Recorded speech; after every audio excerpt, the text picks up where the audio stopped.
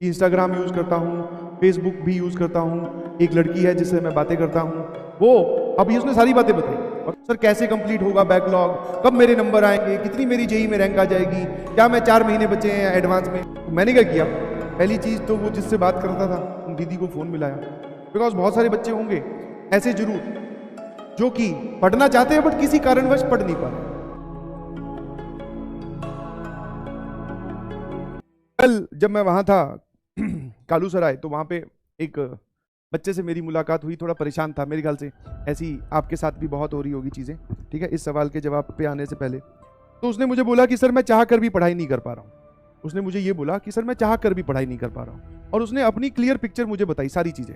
Instagram use करता हूँ, Facebook भी यूज़ करता हूँ, एक लड़की है जिससे मैं बातें करता हूँ, वो अभी उसने सारी बातें बताई। और बोले पेरेंट्स को भी बेवकूफ़ बना सकता हूँ, बनाता भी हूँ, अच्छे से कोचिंग चला जाता हूँ, और फिर यहाँ आके बस नोट्स लिख लेता हूँ, टीचर्स को देख लेता हूँ, डाउट नहीं पूछता हूँ। सारी बातें उसने एकदम डिटेल में बताई, जो कि एक बच्चा जनरली नहीं बताता है टीचर्स को, ठीक है। वो किसी ना किसी एक बात को बोलते ना फॉर्मुलेटिव या फिर डेकोरेटिव बना के पेश करता है कि मैं तो कर रहा हूँ बट मेरे तो नंबर नहीं आ रहे।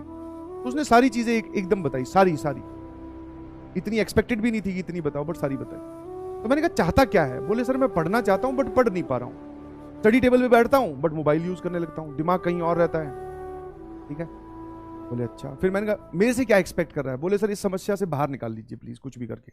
जो बेसिक इंटेंशन है मेरी वो ये है कि मुझे आईआईटीएन बनना है या फिर मुझे पढ़ाई करनी है। ये वाले जो जिस चक्रव्यूह में मैं फंस चुका हूं, मैं इसमें नहीं रहना चाहता हूं। मैंने कहा बहुत बढ़िया, कम से कम बेसिक इंटेंशन तो प्योर है, समझ में। तो मैंने क्या किया, पहली चीज तो वो जिससे बात करता था उन दीदी को फोन मिलाया। मैंने कहा बेटा देखो ऐसे है कि हाँ, वो उसकी स्ट्रीम की नहीं है, शायद कॉमर्स की थी। मैंने कहा बेटा देखो आपको क्या करना है, अभी थोड़े दिन के लिए ये सब चीज़ों को होल्ड कर लीजिए प्लीज़, ठीक है। हाँ, आप इनको डिस्टर्ब मत करो, ये तुम्हें डिस्टर्ब नहीं करेगा, करता है तो मैंने वहाँ पर किसी का नंबर दे दिया। मैंने कहा इसको फ़ोन कीजिए, अगर आपको ये फ़ोन करता है तो मैं आपके पेरेंट्स को फिर इन्वॉल्व कर लूँगा। तो एक डर वो।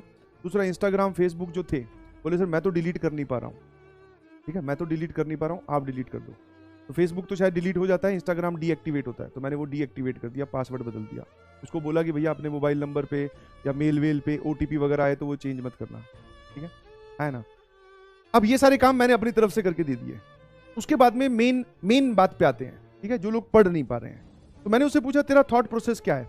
उसने बोला कि सर आप पहले मुझे सही कर दो, मतलब कि ये सब सिचुएशंस आप पहले क्या कर दो, सही कर दो, मतलब करेक्ट कर दीजिए सिचुएशन को नॉर्मलाइज कर दीजिए, फिर मैं अपने आप पढ़ने लगूंगा। यही है, पढ़ने लग जाऊंगा, यही है, ऐसे ही लिखते हैं आई बिलीव। उसने बोला कि आप मुझे सही कर दो, मतलब ये सब जिंदगी से मेरे थॉट प्रोसेस हटा दो, और उसके बाद में मैं पढ़ने लग जाऊंगा। मैंने कहा बहुत बढ़िया। ये एरो इस तरफ जा रहा था। अब आपको जानकर मैथमेटिकल लैंग्वेज में बहुत ही अच्छा लगेगा, दिस इज DNE। ये सिचुएशन एग्जिस्ट ही नहीं करती। DNE का मतलब समझते हो ना, डज नॉट एग्जिस्ट, ऐसा कुछ होता ही नहीं है जी। किसी भी लाइफ की सिचुएशन में कभी भी कुछ भी आपके साथ हो जाए, कभी भी आप एक थॉट जिसको बोलते हैं अपने विचारों के समुद्र में डूबे हुए हो, आप नाकामयाब होते जा रहे हो, या फिर आप बैकलॉग के नीचे दबे पड़े हो, बहुत सारी चीजें। तो हम लोग, सभी लोग, दिस इज ह्यूमन टेंडेंसी, हम वेट करते हैं सही मूवमेंट का, पल का, पहले सिचुएशन सारी सही हो जाए, एक सुनहरी सुबह हो, ठीक है, खिड़की के बाहर चिड़ियां चहचहा रही हों, हम टाइम पे उठें, अच्छे से हम नाश्ता करें, बॉडी हमारी 100% एफिशिएंट हो, फिर हम पढ़ने लगें। ऐसी सुबह की हम सभी लोग इंतजार करते हैं। जबकि इस तरफ वाला ये जो एरो है ये एग्जिस्ट ही नहीं करता, ठीक है। यही बात जिसको समझ में आ गई वो जीत गया जंग। कौन से वाला एरो एग्जिस्ट करता है सर, इस साइड वाला। बहुत बार बोला गया है कि आप पढ़ने लग जाओ, चीजें अपने आप सही हो जाएंगी। आप पढ़ने, this exist, this is difficult but exist, but यही एग्जिस्ट करता है, समझ में आया। बहुत सारे सवाल उसने मेरे सामने रख दिए, सर कैसे कंप्लीट होगा बैकलॉग, कब मेरे नंबर आएंगे, कितनी मेरी जेई में रैंक आ जाएगी, क्या मैं 4 महीने बचे हैं एडवांस में या 4.5 महीने बचे हैं, क्या मैं कर पाऊंगा। ये सारे सवाल उसके सामने, मतलब वो पहले ही इन सब सारे सवालों का जवाब आंसर जानना चाहता है, फिर वो पढ़ने लगेगा। मैंने कहा ऐसा कुछ है ही नहीं, this direction is not exist. आप इसको ढूंढ रहे हो, एग्जिस्ट ही नहीं करती तो मिलेगी कहां से। इस वाले में मूव कीजिए, अब समझ में आ गया। पहला टास्क ये है, कॉम्प्लीमेंट्री टास्क आपको ये मिलेगा।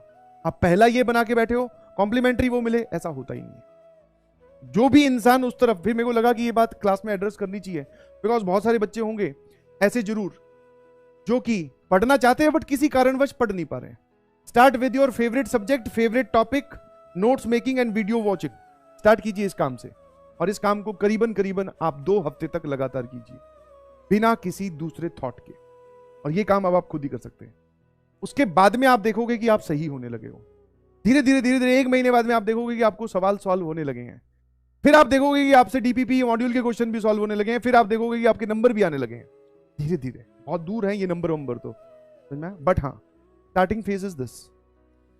और बहुत सारे लोग जो पढ़ रहे हैं उनको और अच्छा करना है, तो आप अपने स्टडी आवर्स को बढ़ा दीजिए प्लीज।